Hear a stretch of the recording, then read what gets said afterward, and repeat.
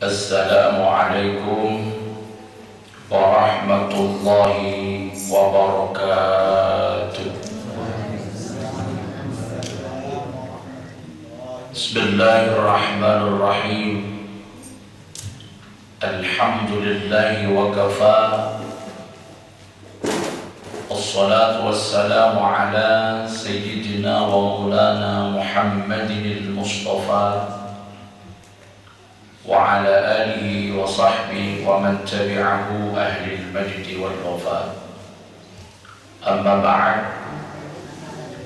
Para hadirin, para hadirat, ma'asyiral muslimin wal muslimat, jamaah Masjid Al-Ikhlas, mudah-mudahan selalu dirahmati dan diberkati oleh Allah Subhanahu wa ta'ala. Alhamdulillah,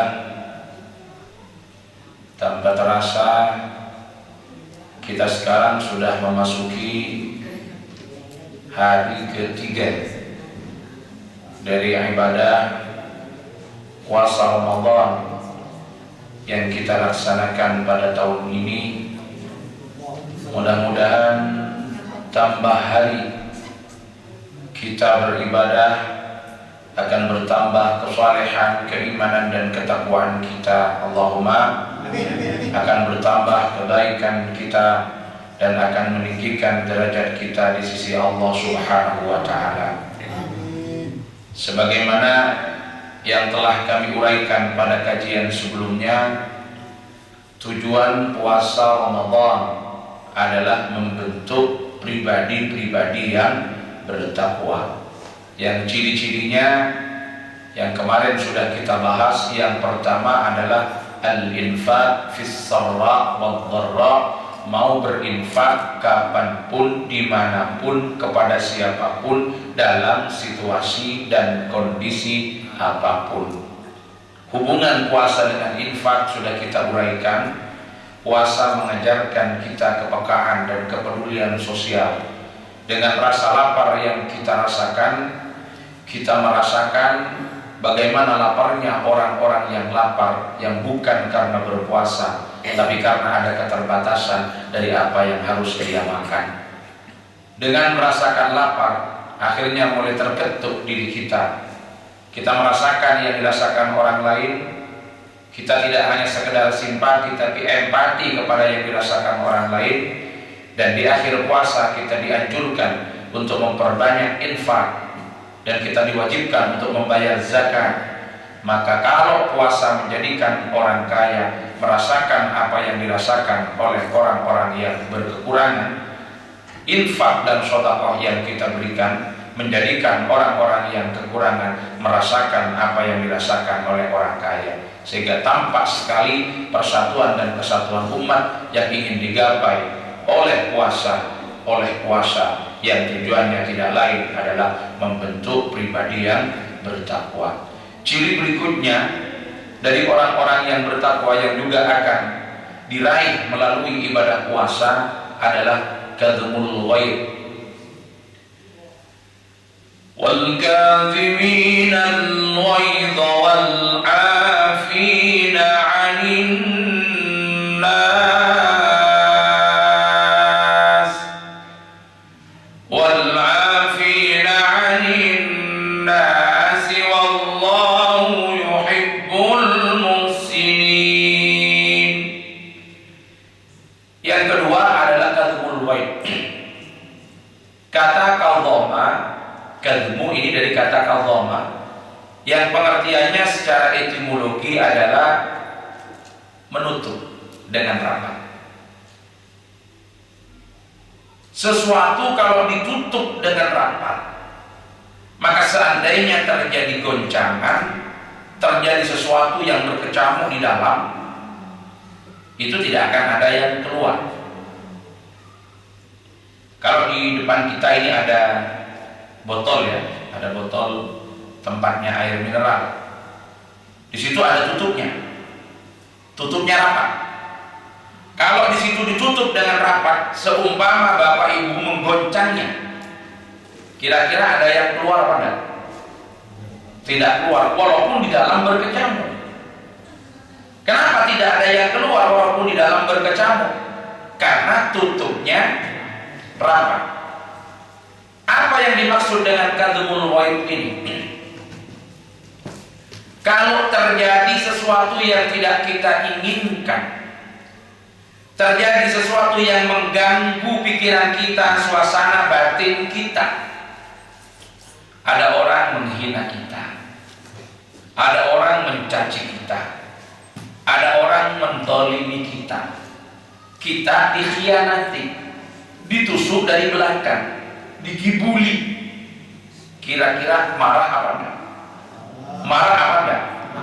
Kemarahan itu manusiawi. Kemarahan itu manusiawi. Tapi orang yang sudah terbentuk kepribadiannya menjadi orang yang bertakwa, kemarahan itu akan dikendalikan rapat-rapat, ditutup rapat-rapat di dalam hati. Apa maksudnya ditutup rapat-rapat dalam hati? La yudhiruna fi awjuhihim, itu dalam tafsirnya, wala fi aqwalihim wala fi af'alihim. Kemarahan tidak akan ditampakkan ke wajah, kemarahan tidak akan diekspresikan ke lisan, dan kemarahan juga tidak akan diaktualisasikan, diekspresikan dalam bentuk perbuatan. Ini mungkin ada contoh, coba Mas Jamal ya, minta contoh satu air itu aman kok, tidak mungkin diminum ya. Oh, udah usah pakai gelas. Nah, karena nggak ada botol, ini kan tertutup ibu ya, tutupnya rapat. Seumpama panjenengan melihat ke dalam ini, makanya ini ada kertasnya, saya goncang, ini di dalam berkecamuk apa enggak? Di dalamnya berkecamuk, tapi karena tutupnya rapat, walaupun di dalam berkecamuk, tidak ada satupun yang semburat. Ketika kita dimarahi orang, dihina orang, disakiti orang, kita dizalimi orang, kita ditusuk dari belakang, kita diperlakukan tidak adil, manusiawi kalau di dalam batin kita itu berkecamuk. Manusiawi, wajar sekali kalau di dalam hati kita itu ada rasa panas, betul? Ada rasa memuntah.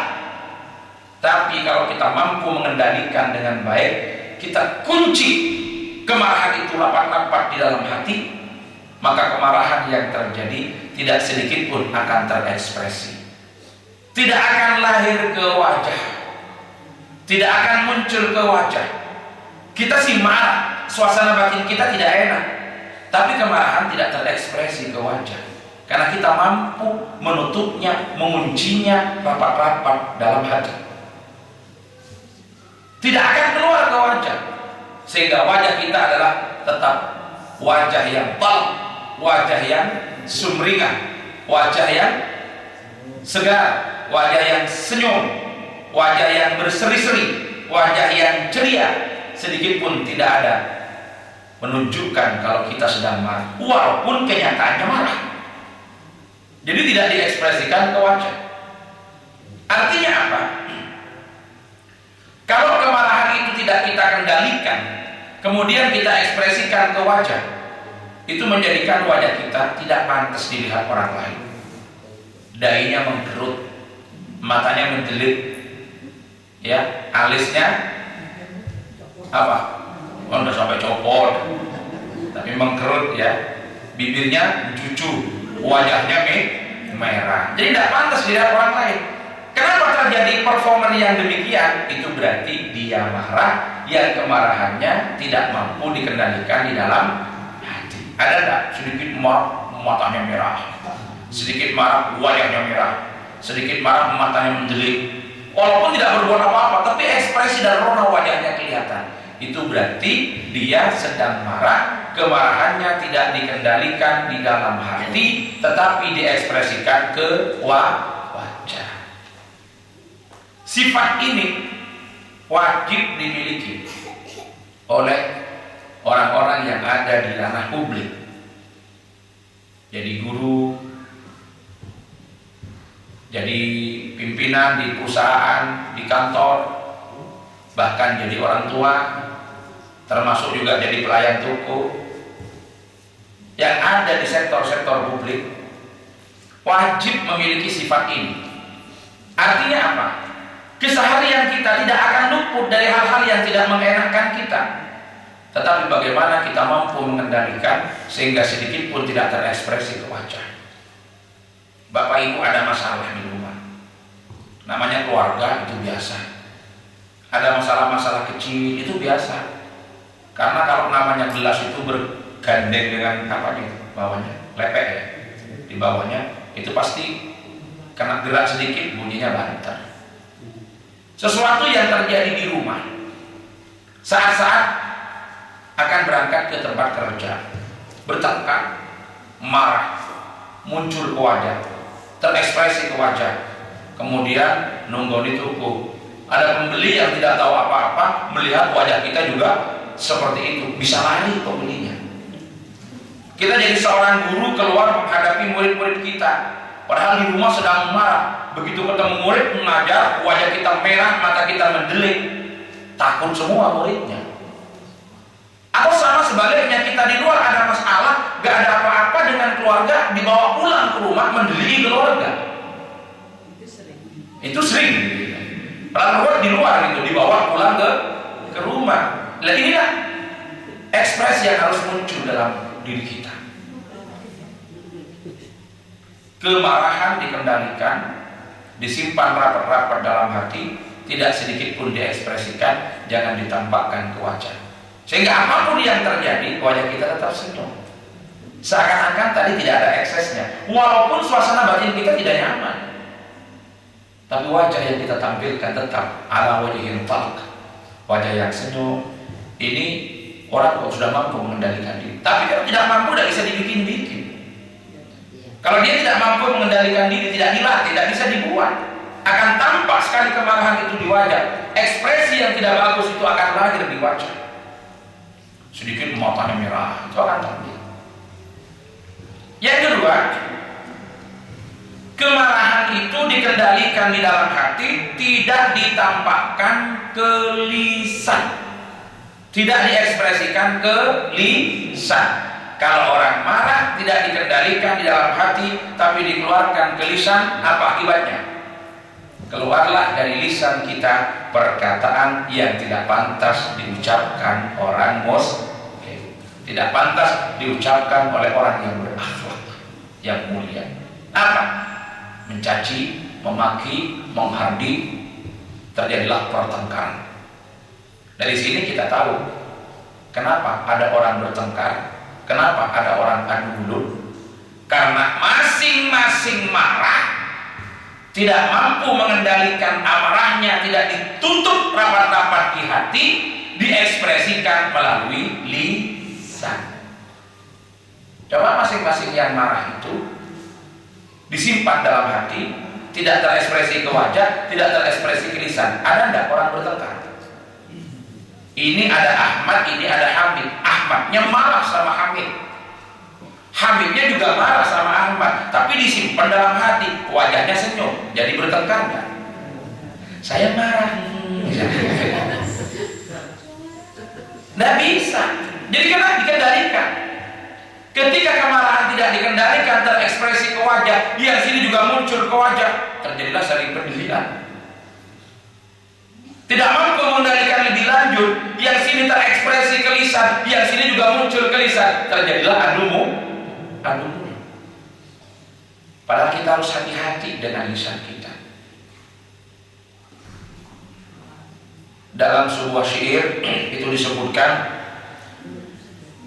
innal kalama la fil fuadi wa innama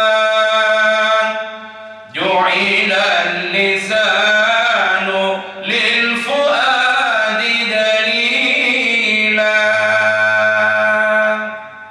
Perkataan adalah gambaran dari apa yang ada dalam hati seseorang. Karena lisan hanya dijadikan sebagai pertanda untuk menunjukkan jati diri seseorang. Jadi perkataan sebetulnya adalah ungkapan dari apa yang ada dalam hati. Karena lisan hanya menjadi pertanda. Pertanda dari apa yang dalam hati.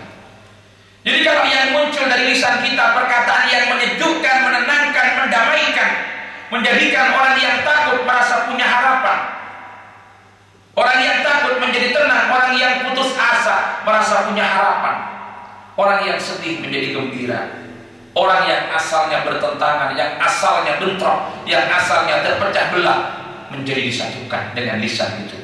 Itu pertanda lisan itu hanya mewakili pertanda hatinya adalah hati yang baik. Tapi sebaliknya, kalau yang keluar dari lisan kita mengumpat, menghardik, mencaci, memaki, menjadikan orang yang tenang menjadi takut, menjadi kacau, orang yang damai menjadi terpecah belah, orang yang senang menjadi susah, memecah belah, selalu menimbulkan masalah.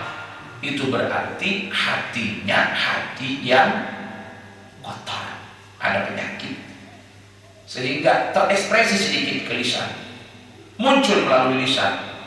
Hati-hati, lisan ini digambarkan kata orang Arab, saghirul jurmi wa kabirul jirmi, kecil bentuknya tapi besar bahayanya. Jurumnya kecil, bentuknya kecil, tapi jiremnya, akibat yang jelek yang akan ditimbulkan oleh lisan ini betul-betul bahaya. Orang yang bertakwa akan mampu mengendalikan segala amarah. Disimpan kemarahan dalam hati, tidak sedikit pun terekspresi melalui lisan. Dan yang ketiga, kemarahan disimpan dalam hati, tidak diekspresikan melalui tindakan. Karena kalau kita marah, kemarahan tidak mampu kita kendalikan, kita keluarkan melalui tangan, apa akibatnya? Mukul, nempeleng. Kalau tangan kita pegang pisau, bunuh, nusuk. Kalau pegang celurit, bacok. Kalau pegang pistol, nembak. Berarti dari sini kita tahu ya, kenapa ada orang jahat. Kenapa? Karena masing-masing marah, kemarahan tidak disimpan dalam hati, diekspresikan ke tangan, tangannya pegang celurit. Kenapa ada orang baku tembak? Masing-masing marah, kemarahan tidak disimpan dalam hati, diekspresikan ke tangan, tangannya pegang pistol. Ibu-ibu pernah dengar ada kasus dulu di Indonesia, ada ibu rumah tangga memotong anunya suami. Pernah tahu enggak? Jauh ya, sini tidak ada tempat kabar. Itu ada. Ada ibu rumah tangga memotong anunya suami. Kenapa dipotong? Karena dengar suaminya kawin lagi. Gara-gara kawin lagi aja dipotong. Padahal ada yang hilang. Dia marah. Ketika suaminya pulang, dia marah karena tahu suaminya kawin lagi. Kemarahan tidak dikendalikan, diekspresikan ke tangan, tangannya pegang pisau. Begitu lihat suaminya tidur, langsung didekati. Ini yang dari kamu kawin lagi, dipotong. Untung tidak sampai putus, masih gelantung-gelantung. Ya. Orang marah itu ketika marah tidak bisa berpikir sehat, tidak bisa berpikir waras. Makanya Nabi itu pesan kepada Muawiyah, iyyaka wal ghadab fa innal ghadaba yuzilul aql. Jauhilah kemarahan, hindarilah kemarahan, karena kemarahan itu bisa menghilangkan potensi akal berpikir. Jadi ketika marah dia lupa fungsinya itu untuk apa dan bagaimana. Begitu ketahuan suaminya pulang, ini yang dari kawin lagi, diiris. Untungnya tadi tidak sampai putus, masih kondal kaki. Ya giwir-giwir atau apa bahasanya. Lama-lama ketika kemarahan mereda, potensi akalnya mulai normal. Dia berpikir ulang, loh kalau ini putus beneran nanti yang matok saya pakai apa? Akhirnya si suami itu digotong, dibawa ke rumah sakit, nangis-nangis di depan dokter. Tolong Pak Dokter, sambung lagi Pak Dokter, biar berfungsi seperti sedia kala. Dokternya sih bingung, ibu ini gimana? Tadi dipotong sendiri, sekarang minta nyambung lagi. Katanya. Itu orang marah. Orang marah itu tidak bisa berpikir akibat. Bapak ibu bertengkar, bapaknya marah, tak mikir panjang, ibunya ditempelengi, pipinya bengkak semua. Setelah marahnya hilang, kangen ingin nyium, apanya yang mau dicium, pipinya udah bengkak. Rugi orang marah itu, orang yang tidak mampu mengendalikan diri. Yang paling bahaya kalau kemarahan tidak mampu dikendalikan, diekspresikan ke tangan, tangannya pegang pulpen, dia penentu kebijakan. Umat yang jadi korban. Kalau seorang pemimpin dia marah, kemarahan dikeluarkan ke tangan, tangannya pegang pulpen atau muncul ke otak, lahir dari kebijakan, anak buah yang jadi korban. Disitulah kemarahan bagaimana pentingnya harus dikendalikan, sehingga apapun yang terjadi di luar tidak akan mempengaruhi kita mengambil kebijakan, tidak akan mempengaruhi kita bersikap, tidak akan mempengaruhi wajah kita untuk tetap berhubungan dengan orang lain, tidak akan mengganjal. Sama dengan botol ini, karena kita tutup dengan rapat, goncang seperti apapun air di dalam, maka tidak akan ada yang terkena imbasnya, karena tutupnya adalah rapat. Ya kalau hanya diekspresikan ke wajah, memang tidak akan berimbas kecuali menjadikan orang lain yang melihat itu tidak enak, itu aja. Jadi kita marah, kita keluarkan ke wajah, muring-muring kita, wajah kita merah, ya tidak ada pengaruhnya apa-apa. Hanya orang yang melihat itu tidak enak, itu aja. Tapi kalau sudah diekspresikan ke lisan, menjadikan orang lain sakit hati, bisa mengadu domba, menghancurkan persatuan dan kesatuan. Na'udzubillah, kemarahan diekspresikan ke tangan, maka akan terjadi sesuatu yang tidak kita pikir sebelumnya. Itu orang marah. Yang paling bahaya lagi jadi mempengaruhi pikiran, tidak diekspresikan tapi langsung muncul di sini, diaktualisasikan dalam bentuk tindakan. Ini marah, bahaya. Ini nyakiti saya, tinggung saya, tunggu balasan saya. Besoknya dipecat, bahaya. Besoknya dimutasi. Itu tidak berpikir dengan akal sehat, pasti pada akhirnya akan menyesal dengan keputusan yang dia ambil. Istri hanya kesalahan sedikit dia marah, temperamen, karena marah ngamuk, atau lumayan sih kalau ngamuk habis mukul didiem, dosanya mukul itu aja. Tapi yang paling parah, begitu marah dia diam, kemarahan dia ekspresikan langsung menjadi tindakan. Gara-gara nyinggung saya, tak cerai. Itu terjadi karena orang marah. Jadi kemarahan kalau tidak dikendalikan itu pasti akan mengakibatkan tindakan-tindakan yang tidak mampu dikontrol oleh akal dan pikiran manusia. Orang yang sudah dalam keadaan marah ini sudah tidak normal berpikir. Cara berpikirnya sudah tidak normal dan dia tidak berpikir apa yang akan terjadi berikutnya. Kemudian Bapak Ibu sekalian, ciri yang ketiga. Jadi kalau yang pertama kemarin apa? Al-infaq fis sarra wad dharra. Mau memberi kapanpun, dimanapun, kepada siapapun, dalam situasi dan kondisi apapun. Yang kedua, kalumul ghaid, mengendalikan amarah. Dan yang ketiga, al-'afwu 'anil nas, mau memaafkan kesalahan-kesalahan orang lain. Nah, sifat kalau yang kedua tadi kita marah, tapi kemarahan kita kendalikan.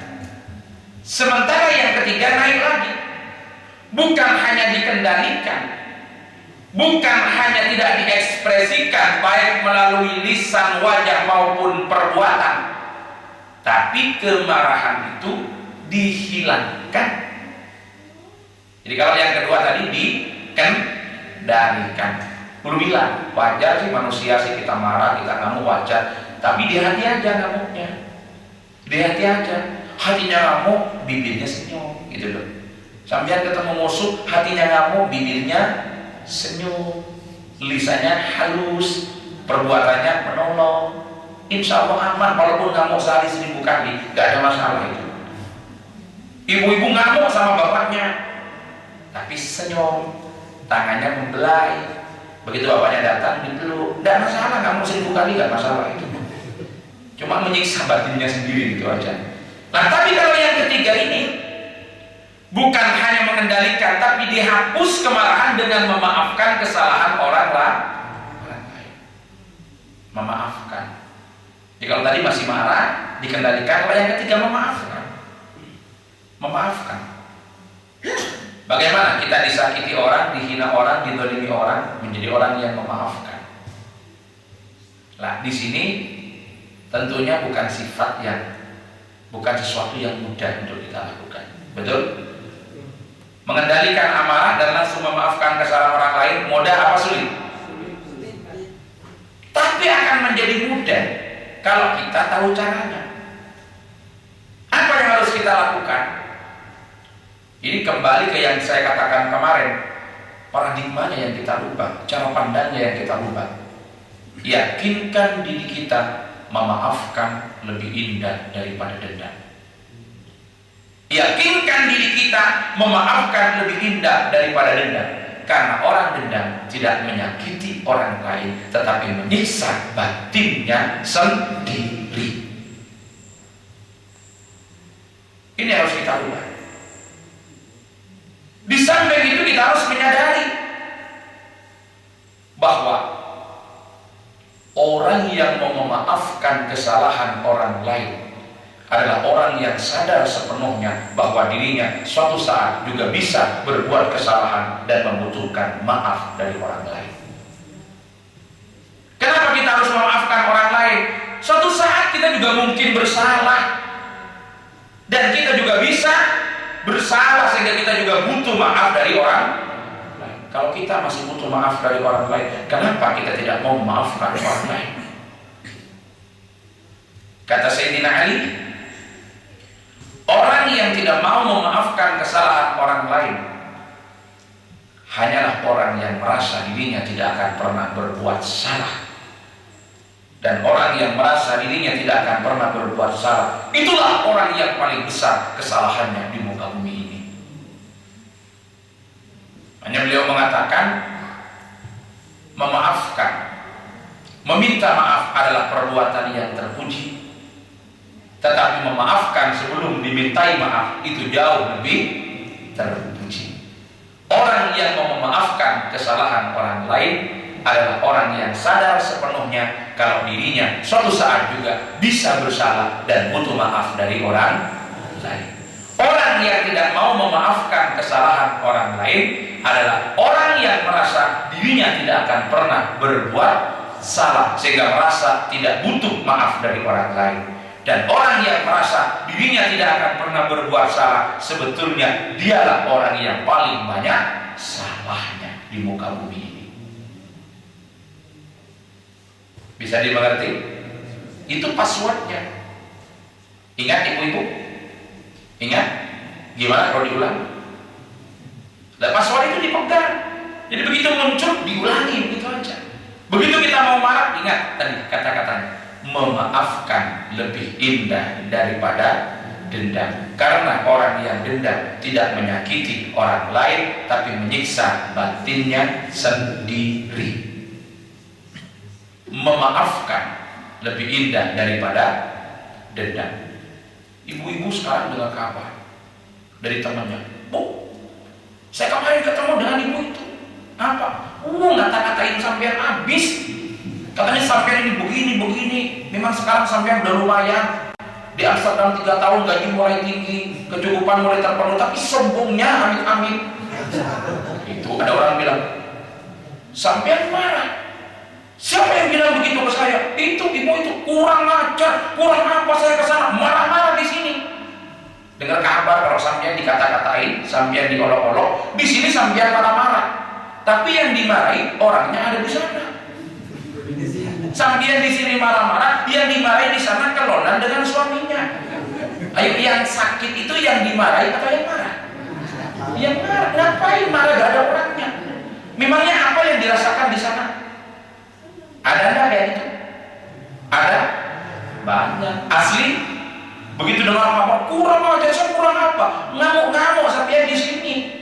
Yang dimarahi di situ tuh tidur, yang dimarahi makan. Kadang-kadang sampai tidak terima di sini, didatangi sampai. Saya tidak hafal nama-nama tempat di sini. Didatangi ke sana lah jauh 10 kilo ke kota di Amsterdam, kota gitu. Datang ke sana. Saya tadi dibawa sama Mas Daya. Didatangi ke sana. Benar kamu marah-marah ke saya? Benar kamu ngata-ngatain saya katanya begini, begini, begini? Yang sana jawabnya tenang-tenang. Saya kan hanya dengar-dengar. Dengar-dengar dari mana? Dari orang Den Haag. Siapa? Ibu itu di sana yang bilang kapan? Kemarin kurang ajar. Awas tak sampai sampean datangi ke Den Haag. Seminggu sampean ngurus itu udah selesai. Nah, lebih baik memaafkan, dibiarkan saja. Untuk apa kita mendengarkan perkataan orang? Hidup kita ini tidak terlalu panjang untuk mengurusi hal-hal yang tidak penting bagi kehidupan kita. Dibiarkan aja. Memaafkan lebih indah daripada dendam, karena orang dendam tidak menyakiti orang lain tapi menyiksa batin sendiri.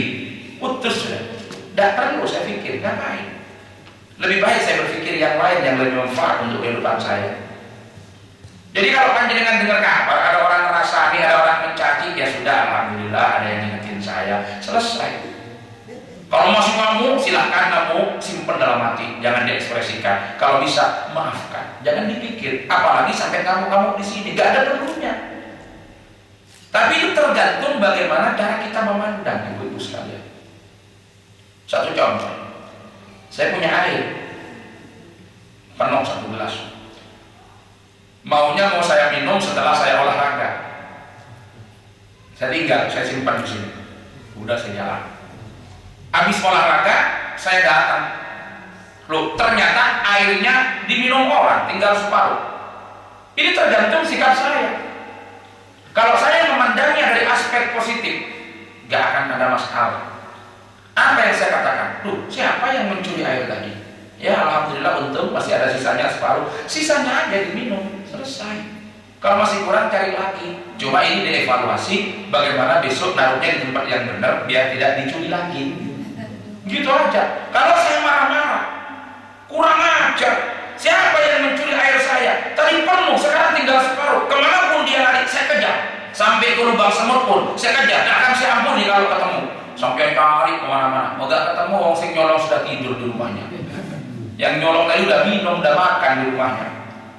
Kita minum pun sisanya tidak menyelesaikan haus karena sudah kalah dengan marahnya. Nah, ini udah maulid ya? Oh belum? Oh, HP-nya nggak beres itu. Repot kalau HP-nya teknokrat begitu. Jadi adanya bisa di mana-mana. Jadi bisa menyesatkan orang yang sedang berpuasa. Kurang 5 menit? Iya. Ini baru 2, kurang 2, nanti bisa dilanjut setelah berbuka. Jadi ada 4 sebetulnya, kalau tidak nutup ya besok. Jadi itulah bagaimana kita mengendalikan diri ini. Harus diingat, kenapa Nabi itu bersabda bahwa orang yang kuat itu bukan pegulat. Laisa syadidu bisur'ah, bukan petarung. Tapi orang yang kuat itu adalah orang yang mampu mengendalikan diri pada saat dia marah. Orang marah itu susah untuk mengendalikan diri. Tapi kalau kita sudah tahu resepnya, kita simpan rapat-rapat dalam hati, kita berpikir yang terbaik, kita ambil sisi positifnya, tidak akan ada kemarahan dalam diri kita. Sudah dirasani orang 100, dirasani orang 10, nggak ada masalah, malah tambah gemuk. Nggak usah dipikir, nggak usah dipikir. Kalau masuk pikiran, nggak bisa kerja kita. Begini pikir orang, begini pikir orang. Ya, prinsip kita adalah imshi fi tariqillah fa inna likulli syai'in muhibban wa mubghidhan. Yang penting kita ada di jalan Allah, karena apapun yang kita lakukan pasti ada yang senang, ada yang tidak senang. Berpikir di atas koridor, sudah. Kita mimpin organisasi. Kok sana sini masih begini, ke sana masih begini, ke sini. Ya sudah, yang penting saya berjalan di atas rel, sesuai dengan kesepakatan bersama. Urusan apa yang saya lakukan, urusan ada senang dan tidak senang, itu faktor biasa. Karena ridhon nas ghayatun la tudrak. Kerelaan semua orang adalah sesuatu yang tidak mungkin bisa dicapai. Lalu bagaimana? Ya kita harus bersikap selama memungkinkan untuk diakomodasi, tapi jangan mengganggu kepentingan yang lain, kepentingan yang lebih besar. Disitulah jangan sampai terpengaruh, jangan sampai tersinggung, jangan sampai marah. Biasa, datar saja. Fikir yang mana yang lebih baik, bagaimana maslahatnya. Itu yang akan terjadi. Ada cerita sebelum kita ngakhiri menjelang berbuka puasa. Nanti tinggal 2 yang belum selesai. Wallahu yuhibbul muhsinin walladzina idza fa'alu fahishatan aw dzalamu anfusahum dzakarullah ila akhirih. Ada cerita suatu saat Luqmanul Hakim mengajak putranya, ayo keluar, bagaimana engkau akan mengerti apa yang kita lakukan yang baik tidak selamanya akan diterima dengan baik pada orang lain. Dia bawa unta. Luqman bilang sama anaknya, nak, kamu yang naik, saya yang nuntun. Dia nuntun, anaknya naik. Jalan kira-kira 100 meter, tetangganya bilang, tuh lihat anak kurang ajar banget. Dia masih kecil, bapaknya tua, suruh nuntun, dia yang naik. Itu namanya anak kurang ajar. Anaknya udah enak, ya salah ini kalau saya naik, saya katanya kurang ajar. Dibalik aja ya, dibalik, bapaknya yang naik, anaknya yang nuntun. Jalan dapat 100 meter, tetangga yang lain bilang, tuh lihat orang tua tega banget. Dia udah tua naik, anaknya yang kecil disuruh nuntun. Oh salah lagi, bapaknya yang naik, anaknya nuntun. Terus gimana ini enaknya? Ayo nak naik bareng. Kemudian naik bareng, untanya itu satu dinaiki berdua. Jalan 100 meter, tetangga yang lain bilang, itu lihat 2 orang tidak punya rasa belas kasihan sama hewan. Masa unta satu dinaiki berdua? Sama lagi. Tadi bapaknya naik, anaknya naik, katanya kurang ajar. Ganti bapaknya naik, tega. Sekarang dinaiki berdua, ada kasihan sama unta. Kalau gitu kita turun semua. Turun semua, untanya tidak dinaiki, dituntun. Tetangganya bilang, tuh orang dungu banget. Dia punya unta gak dinaiki malah jalan kaki. Ayo yang benar yang mana? Yang mana yang benar? Gak ada yang benar kalau nuruti omongan orang. Jadi orang mau bilang apa, biarkan. Kita ambil kalau memang sekiranya bisa memperbaiki, kita ambil kalau sekiranya ada kontribusi yang baik, kita ambil kalau sekiranya bermanfaat. Kalau tidak enak, kita buang. Tapi kita tidak perlu marah. Ngapain marah-marah? Malah tidak menyelesaikan persoalan. Maafkanlah kesalahan orang lain, karena kita masih butuh maaf dari orang lain. Betul? Nah, itulah ciri orang yang bertakwa yang akan diperoleh melalui puasa. Bagaimana hubungannya dengan puasa? Apa kaitannya dengan puasa? Pertama, udah buka? Ya, hubungan antara mengendalikan marah dengan puasa, memaafkan orang lain dengan puasa, kita lanjutkan setelah berbuka. Ini Bapak Ibu sekalian, mari kita bersama-sama melaksanakan buka puasa, sholat maulid, dan nanti kajiannya kita lanjutkan. Hadanallahu wa iyyakum ajma'in. Allahumma muwaffiq ila aqwamit thoriq. Wassalamualaikum warahmatullahi wabarakatuh. Waalaikumsalam. Terima kasih kita ucapkan kepada beliau yang telah menyampaikan dan memberikan tausiah kepada kita semua untuk mengingat kita sudah hampir memasuki azan maghrib. Salatullah salamullah ala taha rasulillah. Salatullah salamullah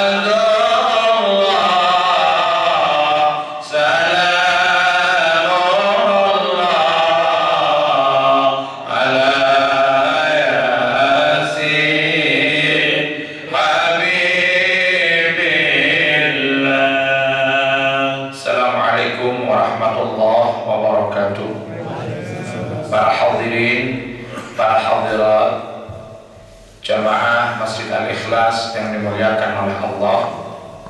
Kita melanjutkan kajian yang tadi tentang ciri-ciri orang yang bertakwa yang ingin dicapai melalui ibadah puasa. Yang kedua dan yang ketiga adalah kazmul ghaib dan al-afu 'anil nas.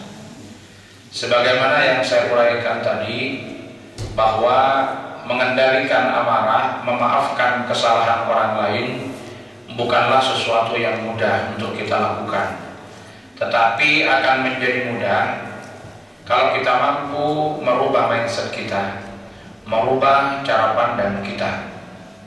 Tadi passwordnya, kata kuncinya sudah saya sampaikan, yang harus kita tanamkan kuat-kuat dalam diri kita, bahwa memaafkan lebih indah daripada dendam. Orang dendam tidak menyakiti orang lain, tapi malah menyiksa batinnya sendiri. Yang kedua, apa yang harus kita lakukan agar kita bisa mampu mengendalikan amarah dan memaafkan orang lain? Pandanglah segala sesuatu dari aspek positifnya. Lihatlah segala sesuatu dari sisi baiknya. Kalau ada orang menyakiti kita, ada orang merasani kita, ada orang mengkritik kita, ada orang menghina kita, jangan pernah kita anggap kalau orang itu menghina. Walaupun memang orang itu menghina, tapi kita jangan pernah menganggap kalau orang itu menghina. Rubahlah cara pandang kita. Kita anggap orang itu bukan menghina saya, orang itu bukan menyakiti saya, orang itu bukan mencaci saya, bukan memaki saya, tetapi orang itu membantu saya menemukan kelemahan-kelemahan dan kekurangan-kekurangan yang ada pada diri saya. Ini salah satu kuncinya. Kalau tadi dianggap berat, kalau kita masih beranggapan ketika kita dicaci orang, ketika kita dimaki orang, bahkan ketika kita dirasani orang, kita menganggap kalau yang merasani itu karena tidak suka, karena benci, ingin menyakiti, maka kita akan terbebani. Kita bisa sakit hati. Tapi kalau cara pandang kita yang kita ubah, walaupun memang orang itu menyakiti, walaupun memang orang itu ngerasani, walaupun memang orang itu tidak suka, tapi kita rubah cara pandang kita. Kita husnudzon. Alhamdulillah. Kita balik. Orang itu tidak ngerasani saya, tapi membantu saya menemukan kelemahan dan kekurangan saya. Kenapa demikian?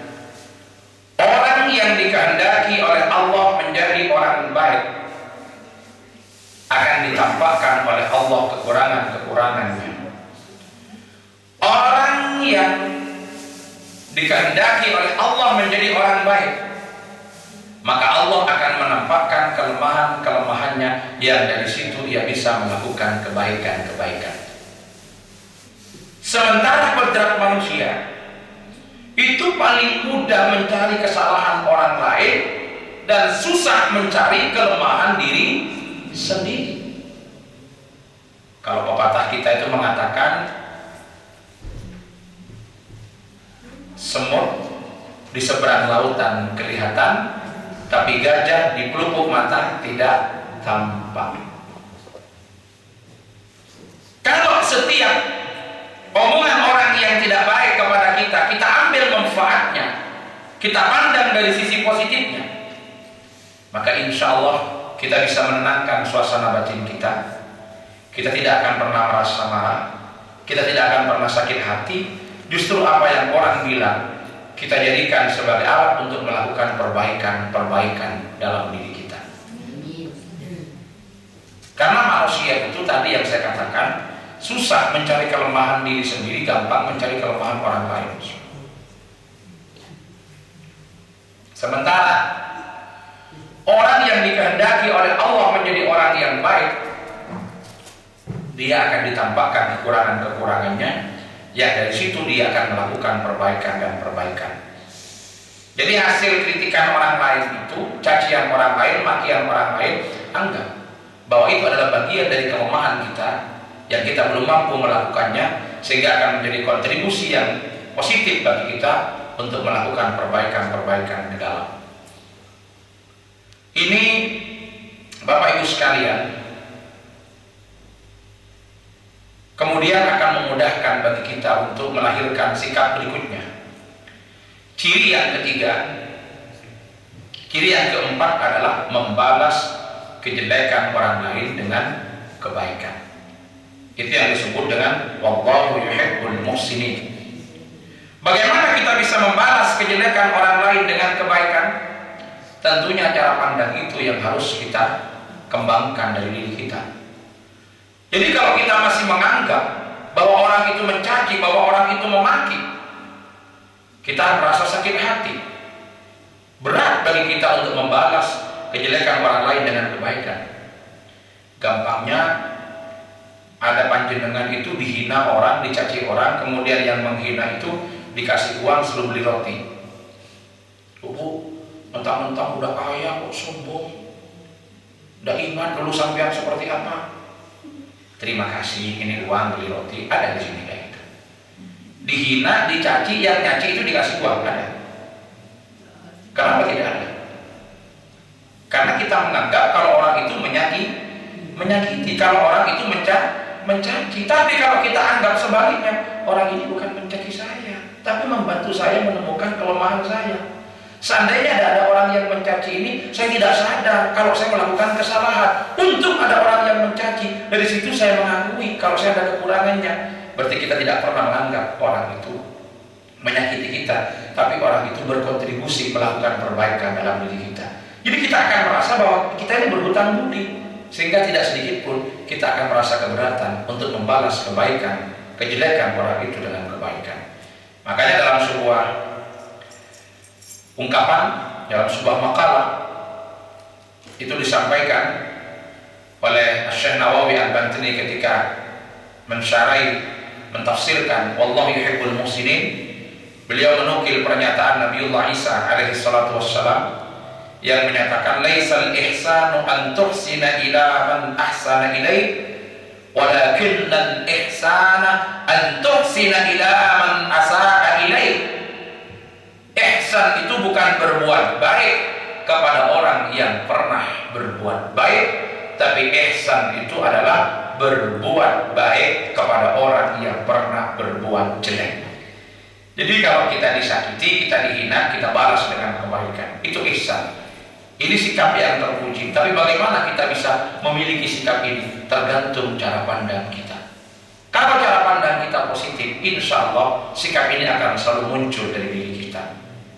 Orang-orang yang tawadu adalah orang yang selalu berpandangan yang positif. Dia akan selalu melakukan perbaikan. Dari mana dia memulai melakukan perbaikan? Pertama, dari hasil kritikan, cacian, makian orang lain. Yang kedua, kalau itu tidak ada, hasil introspeksi diri. Makanya Sayyidina Umar itu ketika diangkat menjadi khalifah, pertama kali beliau menangis. Ketika beliau dipilih jadi pemimpin, Sayyidina Umar itu menangis. Ketemu dengan Hudzaifah ibn al-Yaman, ditanya oleh Hudzaifah ibn al-Yaman, "Ma yubkika ya Amirul Mukminin?" Apakah yang menjadikan kau menangis wahai Sayyidina Umar? Sayyidina Umar mengatakan, "Saya khawatir," kata Sayyidina Umar, "karena kewibawaan saya, karena kesungkanan masyarakat dan rakyat kepada saya khawatir kalau saya melakukan kesalahan, tidak ada orang yang berani mengingatkan, tidak ada orang yang mengkritik, tidak ada orang yang negur." Akhirnya Hudzaifah ibn al-Yaman itu mengeluarkan pedang. Kalau engkau melakukan kesalahan dan kekeliruan, maka dengan ujung pedang ini saya akan mengingatkan engkau. Baru Sayyidina Umar tersenyum. Apa yang beliau katakan? Alhamdulillahilladzi arsala li sahiban sayaqawwimuni idza wajadtu. Segala puji bagi Allah yang telah mengutus kepada saya seorang sahabat yang akan mengingatkan saya ketika saya sedang melakukan kesalahan. Jadi orang yang mau melakukan perbaikan dalam dirinya, orang yang selalu memandang dari segala sesuatu dengan pandangan yang positif, dia tidak akan marah, dia tidak akan sakit hati ketika ada orang yang menghina, ketika ada orang yang mencaci, bahkan orang yang mengkritik. Tentunya seorang pemimpin yang besar, orang yang selalu siap untuk dikritik dan selalu berharap untuk dikritik, selalu berharap ada masukan, karena ia sadar dirinya sebagai manusia masih syarat dengan kelemahan dan kekurangannya, sehingga kritikan, masukan dari orang lain akan dijadikan sebagai titik tolak untuk melakukan perbaikan dan perbaikan. Ini ciri-ciri orang yang bertakwa yang nomor 3. Yang nomor 4, membalas kejelekan orang lain dengan kebaikan. Dari mana kita bisa membalas kejelekan orang lain dengan kebaikan? Kalau sikap yang tadi sudah mampu kita kembangkan, mampu kita tanamkan dalam diri kita. Dan yang terakhir, ciri-ciri orang yang bertakwa yang nomor 5 adalah walladzina idza fa'alu fahishatan aw zalamu anfusahum dzakarullah aw zalamu anfusahum dzakarullah fastaghfaru lidzunubihim wa man yaghfiru dzunuba illa Allah wa lam yusirru ala ma fa'alu wa hum ya'lamun. Orang-orang yang apabila melakukan kesalahan, ia ingat kepada Allah dan memohon ampun dari kesalahan-kesalahan yang ia lakukan kepada Allah Subhanahu wa ta'ala. Ini ciri yang kelima. Orang yang sadar sepenuhnya bahwa dirinya sebagai manusia tidak akan luput dari salah dan dosa. Jadi ketika melakukan kesalahan, melakukan kekeliruan, ingat kepada Allah, langsung beristighfar, langsung memohon ampun kepada Allah, dengan bertekad untuk tidak kembali lagi pada perbuatan yang menyebabkan kita berdosa dan bersalah, serta kita merasa menyesal atas perbuatan-perbuatan yang menyebabkan kita berdosa. Ini ciri yang kelima. Orang yang apabila melakukan kesalahan ingat kepada Allah. Nah, ini kalau kita terjemahkan, kalau melakukan pelanggaran ingat kepada aturan-aturan main yang sudah menjadi kesepakatan bersama. Ingat kepada aturan atau norma yang berlaku di tengah masyarakat, sehingga bertobat dalam arti kembali kepada aturan-aturan itu, kembali kepada aturan main yang ada, kembali kepada jalan yang telah digariskan oleh Allah dan Rasul-Nya, kembali kepada apa yang telah menjadi kesepakatan bersama di tengah-tengah masyarakat. Nah, inilah 5 dari ciri-ciri orang yang bertakwa yang ingin digapai oleh puasa. Yang pertama adalah al-infaq fis sarra wad dharra yang kita bicarakan kemarin. Berinfak kapanpun, dimanapun, kepada siapapun, dalam situasi dan kondisi apapun. Yang kedua, mampu mengendalikan amarah. Bagaimana yang kedua ini bisa kita capai dengan puasa? Yang pertama sudah kita bicarakan kemarin. Bagaimana yang kedua ini bisa kita capai dengan puasa? Puasa melatih kita kesabaran. Puasa mengajarkan kita kesabaran. Kita dilatih dengan puasa untuk bersabar. Haus kita tahan, dahaga kita tahan, hasrat kita untuk berhubungan dengan keluarga kita tahan, semata-mata mengikuti perintah Allah Subhanahu wa ta'ala. Kenapa orang puasa dilarang makan? Kenapa orang puasa dilarang minum? Dan kenapa orang puasa dilarang untuk berhubungan suami istri?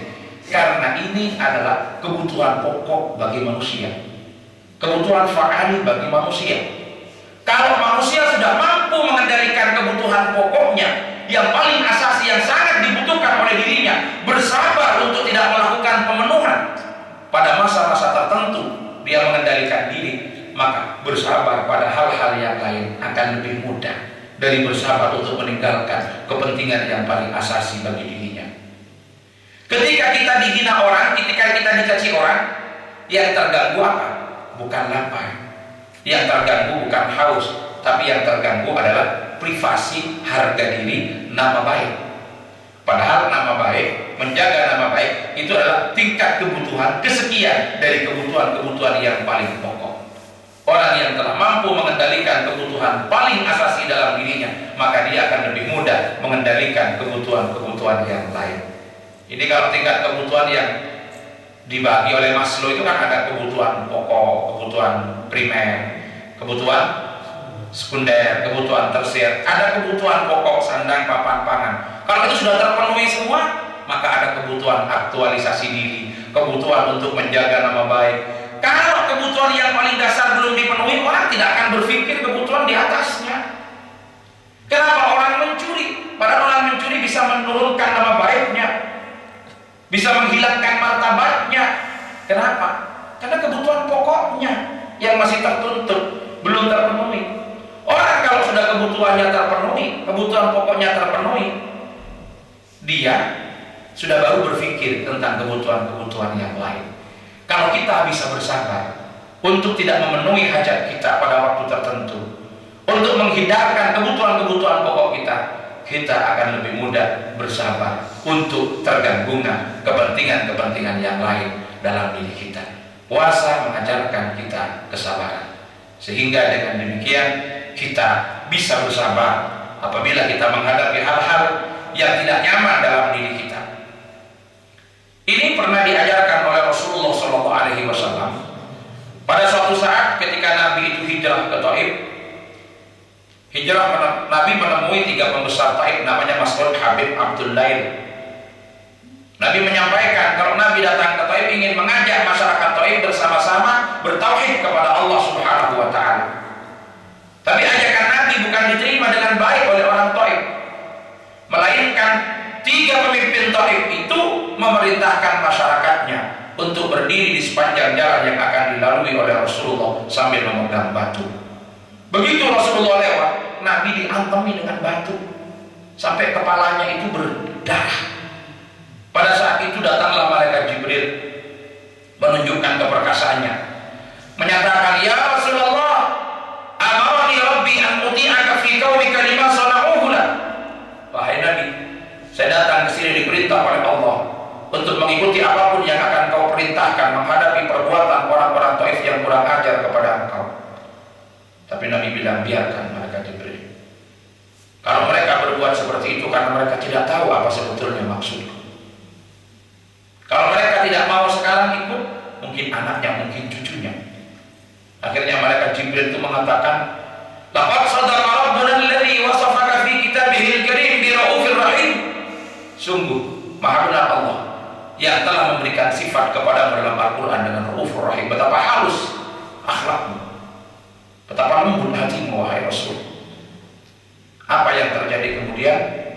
Nabi malah mendoakan orang-orang Taif dengan doa, "Allahumma hdi qaumi fa innahum la ya'lamun." Ya Allah, berikanlah hidayah pada kaumku, mereka berbuat seperti itu karena mereka tidak mengerti apa yang aku maksudkan sebetulnya. Pada akhirnya orang-orang Taif tunduk di bawah panji ajaran Rasulullah Shallallahu Alaihi Wasallam. Nabi disakiti, diam, dikendalikan amarahnya. Dilempari dengan batu, diam, dikendalikan amarahnya. Ada peluang untuk balas dendam, Nabi tidak membalasnya. Nabi memaafkan, bahkan Nabi membalas dengan kebaikan, dengan mendoakan agar orang-orang itu dikembalikan ke jalan Allah Subhanahu wa Ta'ala. Ini contoh dari self-regulation, kemampuan pengendalian diri yang betul-betul ditunjukkan oleh Rasulullah. Kemampuan mengendalikan diri karena menganggap kalau seumpama saja pada waktu itu Nabi marah, Nabi tidak mengendalikan diri, belum tentu orang Taif itu pada akhirnya harus tunduk semuanya di bawah ajakan Rasulullah Shallallahu Alaihi Wasallam. Maka tadi saya katakan, orang kuat bukan pegulat, orang kuat bukan petarung, tapi orang kuat adalah orang yang mampu mengendalikan emosi, mampu mengendalikan dirinya pada saat dia sedang marah. Bagaimana caranya? Pandanglah segala sesuatu dari aspek positifnya. Ada orang menghina kita, mencaci kita, memaki kita, mengkritik kita, jangan pernah dianggap kalau orang itu menyakiti, tapi orang itu berkontribusi kepada kita, menemukan kelemahan dan kekurangan kita, sehingga dengan demikian tidak sulit bagi kita untuk membalas kejelekan-kejelekan orang lain dengan kebaikan, karena kita menganggap orang itu telah membantu kita, sudah berjasa kepada kita berhutang budi kepada orang-orang tersebut. Apa yang dapat kita angkat hikmah dari peristiwa ini? Pertama, perjuangan menegakkan kebenaran di tengah-tengah umat tidak akan luput dari hinaan, tekanan, kecaman, kritikan orang lain. Tapi kalau kita meresponnya dengan positif, memandangnya dengan cara pandang yang baik, kita mampu bersabar, kita tidak larut ketika kita dikecam, ketika kita dihina, ketika kita dikritik. Kalau kita ingin berjalan di satu rel kok kemudian masih banyak hambatan, tapi kita mampu bersabar, melewatinya, menjalaninya dengan baik, dengan keikhlasan, maka terbuka peluang pada akhirnya sebagaimana yang telah dijanjikan oleh Allah. Dan kita saksikan pada akhirnya orang-orang Taif semuanya tunduk di bawah ajakan Rasulullah SAW. Kalau kita sekarang dihina saja, dicaci saja, dimaki saja, kemudian merasa sakit hati, menoleh kepada Rasulullah. Rasulullah tidak hanya dicaci, tidak hanya dimaki, tapi disakiti secara fisik, dilempar dengan batu. Tapi karena kesabaran, maka pada akhirnya semuanya tunduk di bawah ajakan Rasulullah. Kalau kita mau mendengarkan omongan orang lain tanpa memandang sisi positifnya, tidak akan pernah selesainya. Kita akan selalu terganggu suasana batin kita. Ingatlah cerita Luqman Hakim yang tadi saya sampaikan, tidak selamanya kebaikan yang kita lakukan diterima dengan baik oleh orang lain. Prinsip yang kita pegang, berjalanlah di atas aturan, urusan senang dan tidak senang pasti akan terjadi, karena ghayatul nas, ridho nas, ghayatul la tudrak, ridho dari orang lain, ridho dari semua orang adalah sesuatu yang tidak mungkin bisa dicapai. Jadi kalau kita menghadapi orang 100, paling hendak orang 150 itu senang, 50 tidak suka. Kemudian kita ngajak ke timur, ternyata 125 setuju, 75 berontak. Ketika kita ngajak ke selatan, yang 140 sepakat, ada aja yang 60 tidak suka. Bagaimana yang harus kita lakukan? Apakah kita harus gagal karena ada yang 60 itu yang kemudian ngeriwui?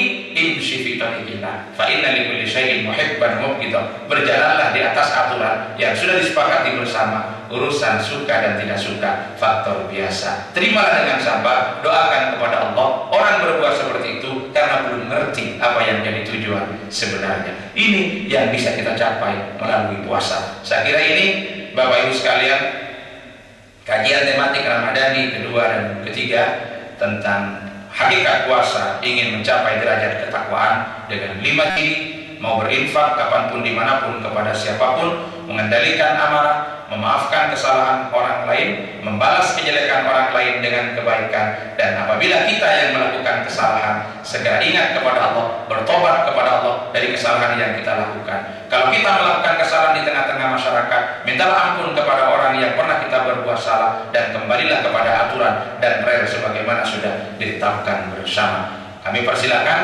barangkali masih ada hal-hal yang perlu dipertajam dari apa yang kami sampaikan, atau persoalan-persoalan lain yang ada kaitannya dengan persoalan agama. Kami persilakan. Kepada Bapak beserta Ibu yang mau mengajukan pertanyaan, dipersilakan. Monggo. Dari Bapak ataupun Ibu yang mau mengajukan pertanyaan, permasalahkan. Masih ada waktu 15 menit. Lebih 10 Ustaz. Ya. Lebih 50. Lebih 40. 40. Iya. Ada waktu 13 ya 18 menit. Nah, 13 menit. Ini matematikanya udah mulai hilang nih. Kena dingin nih. Jadi mau nanya. Silakan Bu, monggo.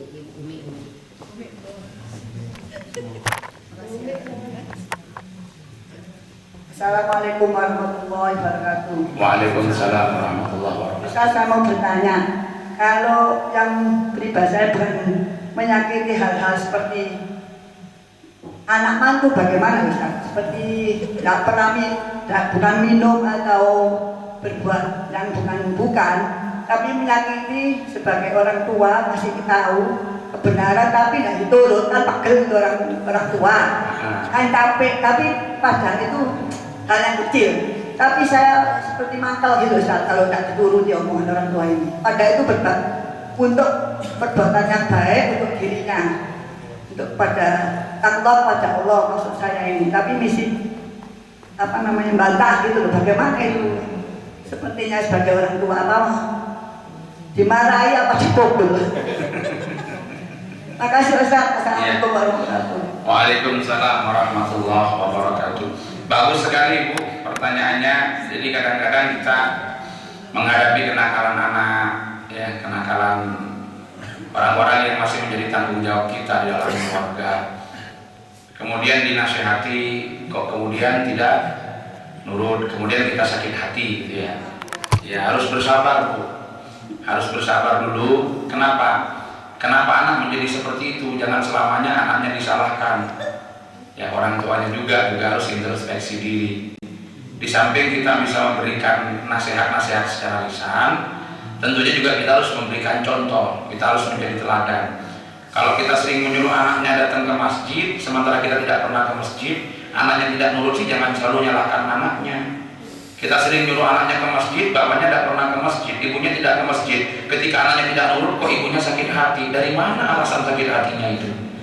Lawang anaknya itu tidak jauh-jauh karena ikut orang tuanya. Jadi ada beberapa hal yang bisa dilakukan. Pertama, jangan pernah bosan untuk memberikan nasihat secara lisan. Yang kedua, kita harus memberikan contoh. Dan yang ketiga, kita harus mendoakan.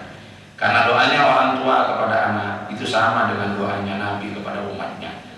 Doanya mustajab, doanya dikabulkan. Mintalah kepada Allah agar anak kita menjadi anak yang soleh, menjadi anak yang solehah. Tapi tidak hanya sekedar berdoa, itu juga harus diproses. Karena mendidik anak menjadi orang baik itu dalam Islam itu dibagi menjadi dua prosesnya. Kalau kita kenal istilah long life education, itu ada pendidikan seumur hidup. Islam tidak hanya seperti itu. Tapi di dalam Islam itu sebelum anak lahir itu sudah ada proses pendidikannya. Jadi ada prenatal education, ada pasca-natal education, ada tarbiyah qabla al-milad, ada tarbiyah ba'da al-milad. Ada pendidikan sebelum anak itu dilahirkan dan ada pendidikan setelah anak itu dilahirkan. Pendidikan sebelum anak itu dilahirkan apa? Menyiapkan generasi yang soleh. Itu adalah impian dari semua orang, keinginan dari semua orang. Tidak ada yang lebih membahagiakan kita kecuali punya anak yang soleh. Karena seseorang kalau meninggal anaknya soleh, selesai semua urusan itu. Kalau kita mati, terputus amal kita, tapi kita punya anak yang soleh. Anak yang soleh akan selalu mengalirkan pahala kepada kita. Kita mati meninggalkan harta benda yang banyak. Yang kemarin kita bicarakan, gak ada yang dibawa harta itu kalau kita mati. Tapi di belakang kita meninggalkan anak yang soleh. Selesai urusan kita, harta yang kita tinggalkan pasti akan dimanfaatkan dengan baik. Yang pada gilirannya keuntungannya juga kembali kepada orang tua. Tapi na'udzubillah kalau kita mati di belakang tidak meninggalkan anak yang soleh. Oleh karena itu proses pendidikannya itu dimulai dari awal. Dari mana? Sebelum anak itu diproses. Jadi kalau saya ingat di dalam Ihya Ulumuddin itu diterangkan, orang kalau kumpul suami istri itu kalau ingin mempunyai anak yang soleh, mulai kumpulnya aja sebelum bikin itu udah diajari. Doanya ada doanya. Mudah-mudahan ibu dan bapak-bapak ini sempat berdoa semua ini. Jadi Al-Ghazali itu mengajarkan ini. Kalau sedang kumpul suami istri, biar anaknya itu jadi anak soleh, itu disuruh membaca pada waktu kumpul Bu, sebelum nyampe. Ya apa saya membahasakan sebelum nyampe itu gimana? Sebelum nyampe ya. Jadi kalau bahasanya orang Madura itu di Jawa itu nyeng-nyeng depak kebengkong gitu ya. Jadi sebelum nyampe, paham Ibu ya? Sebelum nyampe pokoknya sudah. Sebelum nyampe ke game itu, sebelum nyampe ke goal itu, gamenya itu belum nyampe ke goal itu tahan dulu. Disuruh baca huwallazi khalaqa minal ma'i basyara faja'alahu nasaban wa sihra wa kana rabbuka qadira. Ini yang disuruh baca. Dibaca di mana? Dibaca dalam hati. Kenapa dibaca dalam hati? Karena kondisinya sedang junub. Yang baca siapa? Enggak, cukup bapaknya. Yang baca cukup bapaknya. Kalau ibunya kan enggak ngerti nyampainya di mana bapaknya. Jadi yang baca cukup bapaknya. ibunya gimana? Nggak usah ikut baca, cukup ngawasi. Kalau kiranya udah nguyuh, itu direm, ditepuk dulu punggungnya. Tahan sih, doanya dibaca gitu. Jadi ibunya itu yang jaga gitu. Jadi kalau bapaknya udah nguyuh gitu, direm, tepuk punggungnya. Tahan, baca doanya gitu. Jadi biar bapaknya baca, ditahan sebentar. Wallazi khalaqa minal ma'i basyaran faja'alahu nasaban wa sihra. Ini barang gampang tapi tidak mudah, Bu. Pernah santri saya itu pamit mau nikah, ingin punya anak yang soleh. Ya sudah, saya ngajari, kitabnya saya kasih, kan dia udah pintar, coba ini dibaca. Apa kata dia? Gampang ternyata, cuma gini aja doanya katanya. Lama-lama setelah menikah, itu dapat setengah bulan, manten baru main ke rumah saya, salaman dengan saya, nangis. Kenapa nangis? Mohon maaf, belum mampu melaksanakan. Loh, kenapa belum mampu melaksanakan? Nggak kober yang mau baca. Tanya, kenapa nggak kober? Lah iya, kepala di selatan geser ke utara ada rasa katanya. Lah itu niatannya yang kurang kuat gitu. Akhirnya saya kasih resep yang lain. Kalau itu sampean baca ini aja, biar anaknya soleh. Rabbana hab lana min azwajina wa dzurriyyatina qurrata a'yun waj'alna lil muttaqina imama. Dibaca kapan? Dibaca sebelum kumpul.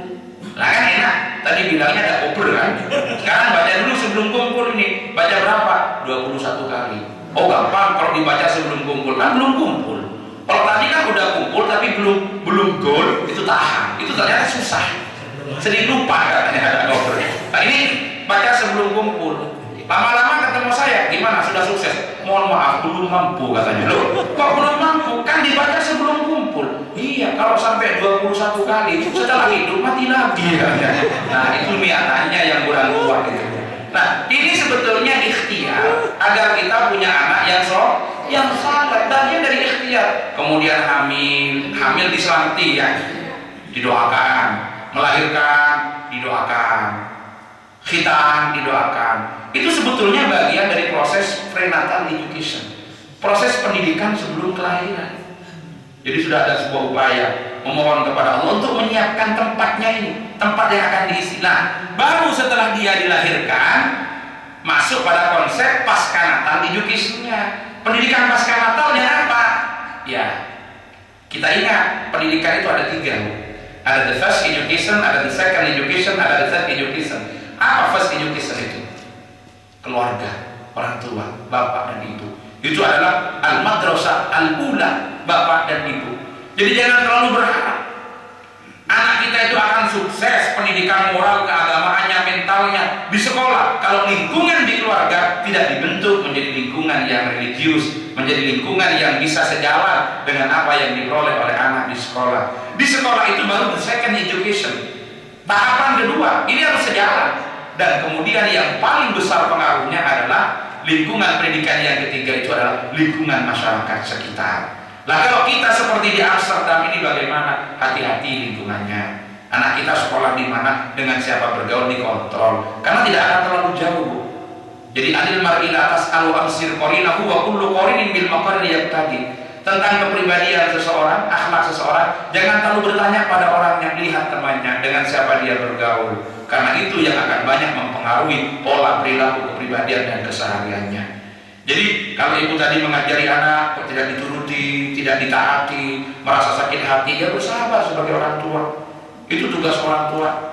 Tugas kita, jangan kita harap apa-apa kecuali ingin mendapatkan anak yang soleh. Ini adalah tanggung jawab yang Allah berikan kepada kita.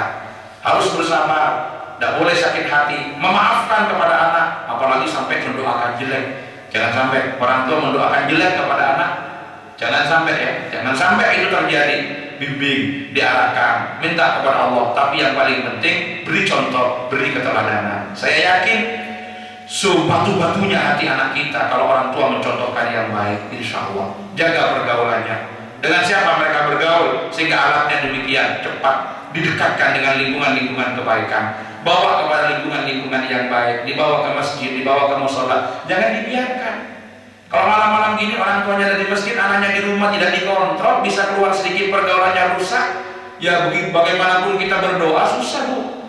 Karena doa itu juga harus disesuaikan dengan ikhtiarnya, harus diseimbangkan. Tiap malam kita berdoa, ya Allah, anak saya mudah-mudahan jadi anak soleh, tapi tidak pernah diajak ke masjid, tidak pernah dididik dalam lingkungan keadaan yang religius.